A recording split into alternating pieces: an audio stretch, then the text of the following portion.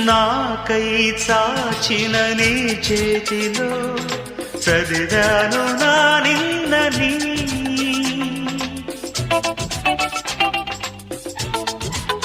ఓ నాకై చాచిన నీ చేతిలో చదివాను నా నిన్నని. నాతో సాగిన నీ అడుగులో చూశాను మన రేపుని. పంచేందుకే ఒకరు లేని బతుకెంత బరువు అని, ఏ తోడుకి నోచుకోని నడకెంత అలుపో అని.